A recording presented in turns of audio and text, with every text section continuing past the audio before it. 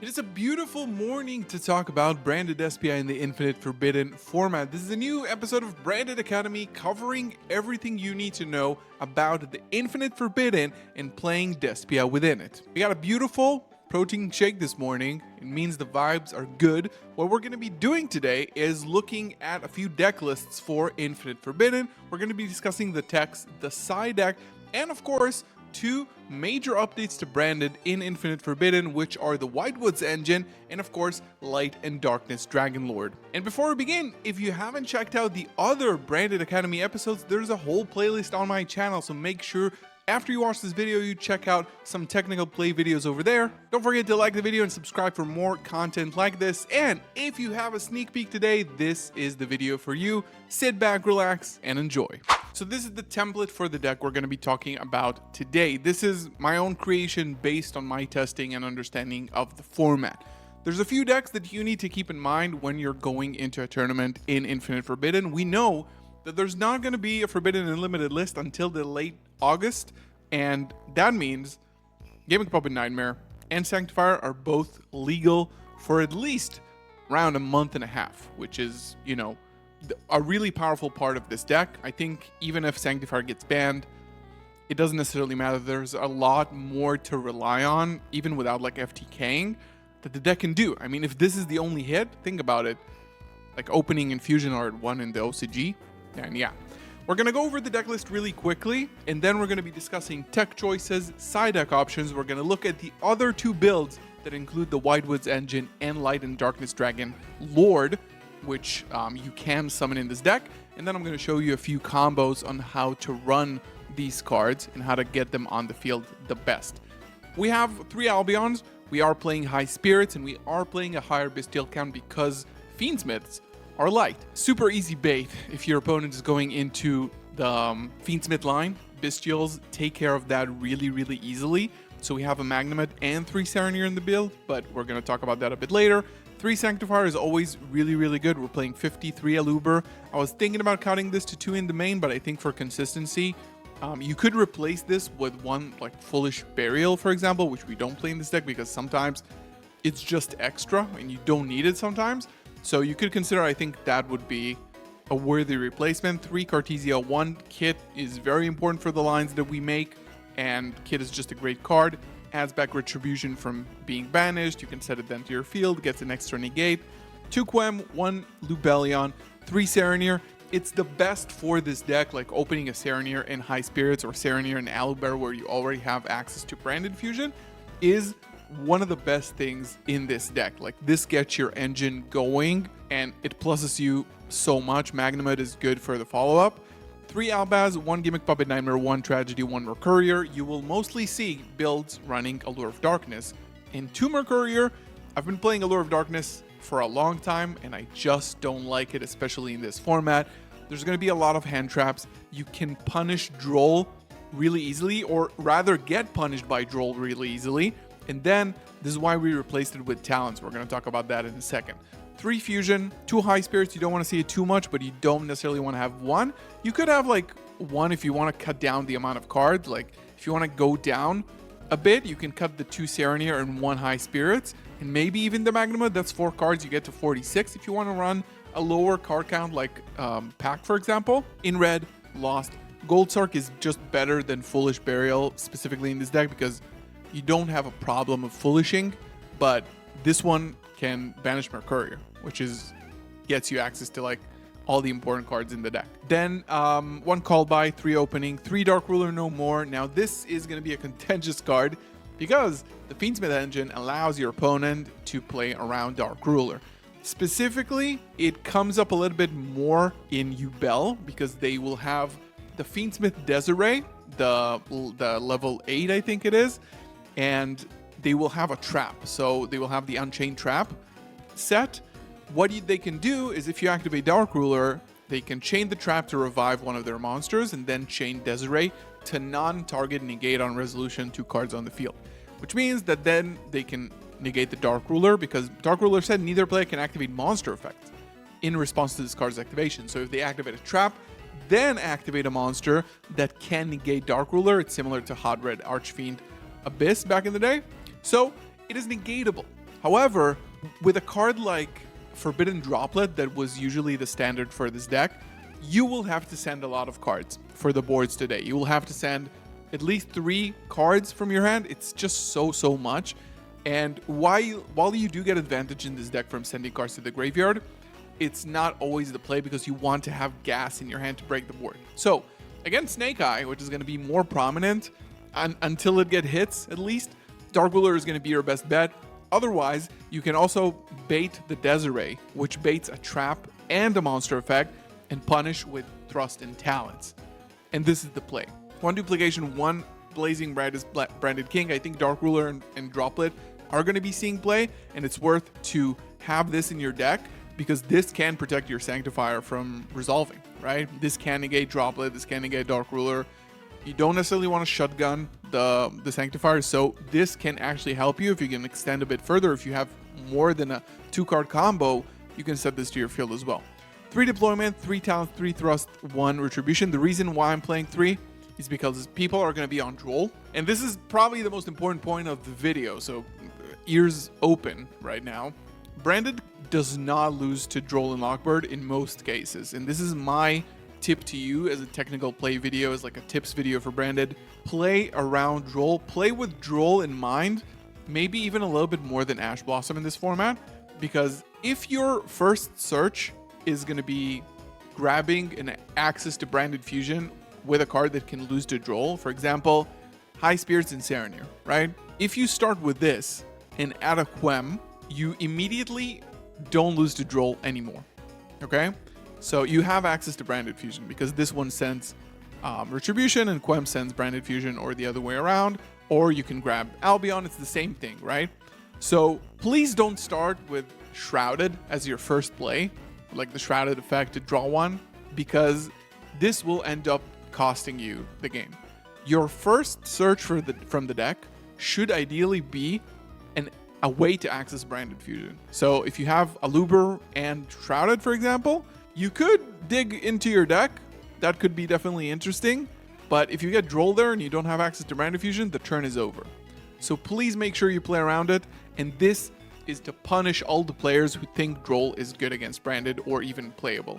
You should not be losing to Droll in this deck, and this is where you punish your opponent. Also going second, obviously, cards like Desiree, very like wide boards that have a lot of interaction. This card is really good to grab an Apo, protects you from Branded Fusion. It can also kill sometimes.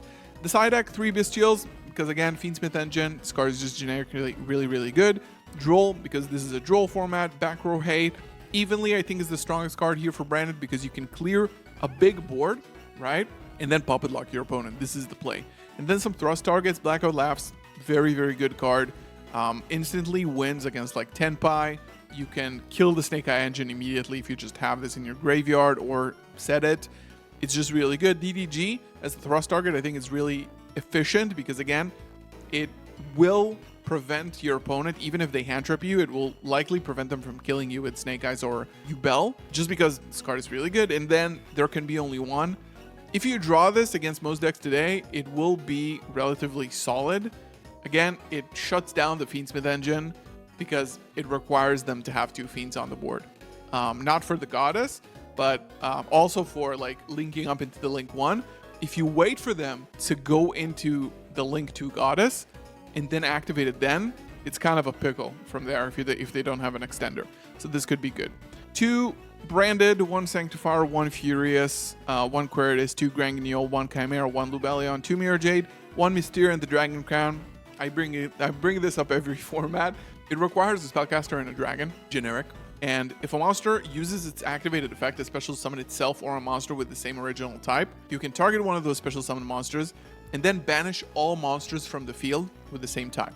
So, what this means is that, for example, if you have this on the board, when Poplar activates its effect, on resolution, you can target the Poplar, banish both it and Snake Eye Ash from the board. Same thing with all the Fiends, same thing with like Spirit of Yubel, that summons a Yubel from the deck, you can just banish all the Fiend monsters. Same with Fiendsmith or Lacrimosa, where they summon another Fiend monster, you can banish all Fiends, you can literally banish the sequence, the Lacrimosa and the Fiendsmith. You can banish 3 monsters with this. It targets 1 monster, but not the other ones. It's a very solid card. And the thing is that you can do this because you have Cartesia. This kind of changes your end board, right? Because you want to be able to chain Cartesia to an effect that will special summon. So for example, you bell in the graveyard, chain Cartesia. Poplar in the hand, chain Cartesia. Fiendsmith or Lacrimosa to revive, chain Cartesia. Sequence to fusion, chain Cartesia. And then on res, you basically trap them. If they don't know where you're going to be going with this and Cartesia resolves, you banish their entire field. This card has a lot of potential. It has been seeing experimentation here and there. I love this card, and I think it's worth looking at. Stapelia, Rindbrum, and Titaniclad. Stapelia is like a good way to play around Shifter, but it's definitely cuttable. Like if you're missing Albalendidus here, Masquerade, those are the cards that are not here. They could go into the side, like 3 Duersworn might be a little bit overkill, and they could replace Mysterion, of course, or Stapelia. These are like the cuttable points. A few cards that I want to mention: Super Polymerization, I don't think it's good. Don't run it. Unless you're playing specifically the Branded Yubel build, where you get a lot of advantage from it, I don't think you should be playing it. And yeah, I think this is pretty much it. Droplet is not here. I think Droplet, again, I mentioned, costs too much from the deck. I do want to show you the 1-card change that can help you run Asteria. I'll show you the combo of how you can summon it to the field. This one gets you Cartesia. I'm not super convinced. You just take out the Blazing Branded King. You can move it to the side, but you just run 1 Asteria. And then in order to run the Light and Darkness Dragonlord, what you need in the main deck is 1 Banishment, right? And then just 1 Dragonlord in the side deck. Now, I do want to go over the combos now, show you guys how you can get Asteria to the board, and show you how to get Darkness Dragonlord to the board. Let's check it out. So this is the combo that can get you Asteria of the Whitewoods to the field. Just directly get access to it from the deck. The value that you get out of this is that this allows you to summon Cartesia or Quem directly from the deck. So if you have a specific line that doesn't get to it, now with specific hands, it's going to be a lot of hands because this deck has a lot of spells, and I'll explain in a second. You're going to be able to summon Asteria from the deck.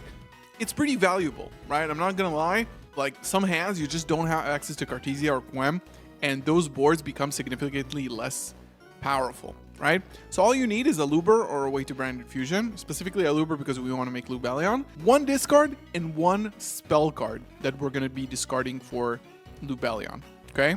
That's basically it, right? Just 1 discard and 1 spell card, and in most hands, you're going to have that because Branded is more spells than monsters. So we're going to grab out Branded Fusion, get rolled here, doesn't matter at all. We're going to send Albaz here, and we're going to send Asteria. Then we're going to make Albion here, which will activate, banishing Albaz, banishing Asteria, summoning Lubellion. Lubellion cost is going to be the spell card, because this card says that if a spell or trap is sent to the graveyard to activate a monster effect while this card is in your graveyard, you special summon it. So rather, we need like a spell to discard and then another spell or trap to send for the effect, right? So it's not just monster discard, but again, like this deck is more spells than monsters. So this will get us, of course, Mirror Jade here. Now in Resolution, we get to activate Asteria to summon it back itself from the graveyard, right? And then we can send the other spell here to summon out whatever you need at this point, right? In this combo specifically, it's going to be really valuable to grab Cartesia here. And now you can make Mysterion now with these two, because it's a dragon and a spellcaster, and then you have this for the next turn, right? But what you would usually do here is just go for Granguignol, because you're going to get more value out of these later on. And then we're going to send Titaniclad here, and during the end phase, we can bring this back to the hand, but I wouldn't do that because unless you have another one in hand, right? Because now we're going to be using Titaniclad here to summon Quem. Quem is going to dump Albaz. But if you have more cards in hand, this can grab you Branded Opening and then summon Quem, right? Or otherwise, just grab either Retribution or you grab Branded in red. This is like a full setup, basically. You have Mirror Jade to activate, then you can summon back the Cartesia. You can fuse again, Puppet Lock, Mysterion. Like, this does everything, right? And this is from a point where you didn't have access to Cartesia. And this is thanks to Asteria. It's pretty cool. I think this line is good to know, and it's good to know that you can just run one of these. Unfortunately, secret rare, but you can run one of these, and it's not that bad. Now we're going to check out the Dragonlord line. So we're going to be looking at the Dragonlord Combo. If you don't know what this card does, it requires level 8 Light Dragon plus level 8 Dark Dragon. Must be fusion summoned, which we will do. And it's very similar to Light and Darkness Dragon. While face upon the field, this card is also a Dark. Once per chain, when a spell or trap or monster effect is activated, quick effect, this card loses exactly 1000 attack, and if it does, negate the activation. If it is destroyed, you can target one dragon monster in your graveyard, special summon it, right? Destroyed by your opponent's card effect. Which means, since this card has 3400 attack, it gets 3 mandatory Omni negates, okay? So an effect will activate, even if it's yours, it will lose 1000 and negate once per chain. Okay, so the way to get around it, obviously multiple effects per chain, like Appaloosa, for example, it will decrease, and that's it, and cannot negate anymore because it has 400 attack. We can also use its own effect, its own restriction for our benefit. So, a looper plus any discard is just a very, very simplified line, right? It's similar to what we would do like back in the olden days of Branded. But again, you know the basics, and then you're going to be able to know like the more intricate stuff once you start like digging into that. You just need to know like how to get to it, and once you repeat it a lot of times, you will understand it a little bit better. So again, it's only like one card in the discard, which means that you can have access to Cartesia afterwards, yada yada yada. It's really good. And now Lubellion, this is where the discard comes, the grave, and Lubellion is going to activate, shuffle back, make a Mirror Jade. Simple as that, right? Go ahead, get Lubellion to the board. Lubellion placing Branded lost. And basically that's it. Now, the most important part is that Albion needs to set Branded Banishment to the field. Now, it's only a 1.5 card combo, so you will, hopefully, ideally, have more than this to back up your board, right? But this is just like the tip of the iceberg just to get to the Dragonlord. During your opponent's turn, you can Branded Banishment target Albion since it was properly summoned, and then you can banish these two for the fusion effect and get Light and Darkness Dragonlord onto the board here. And you also get the effect of Branded Lost because this is a fusion summon, and you get an extra negate from the hand. And again, don't use it before this runs out because this will also negate your own Mercurier. Now, a few important things to know. Albion summons level 8 or lower fusion monsters, and Lubellion as well. So you cannot use standard shuffle itself back and Lubellion, for example, or banish Lubellion or whatever. You cannot use these to summon this because this is a level 10, right? So it's important to know. Banishment, fusion summons level 8 or higher, and I think Cartesia does that as well. It's 8 or higher. So you can't get Mud Dragon Garura off of Cartesia. It's important to know. Now, the way you can use this to your advantage, for example, by the way, is that if you want to get Mirror Jade, it is going to be negated.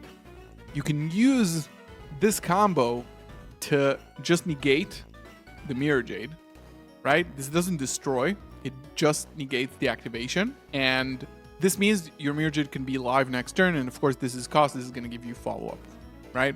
So yeah, this is the Dragonlord combo. I'm definitely going to be playing this in the deck to test it out. I think it's 3 Omni negates. I mean, it's very easy to bring out. And yeah, let's wrap up the video. So yeah, this has been my Infinite Forbidden video. It's going to be an interesting format. Obviously, there's a very strong tier 0 deck. However, Branded still has all the tools in its toolbox. It's going to be really exciting to see the innovation in the NAWCQ and EUWCQ. Good luck to everybody who's attending. Hopefully, you can be the one person in the top cut who actually plays Branded next to all the Snake Eye Fiendsmith. Leave your comments down below on the format, on the deck list, on the tech choices that people might not know and you are actually testing. It's going to be interesting to see. And of course, don't forget to like, subscribe, and of course, check out the other Branded Academy videos over on the playlist and the channel. Thank you so much for watching. I will see you in the next one. Peace.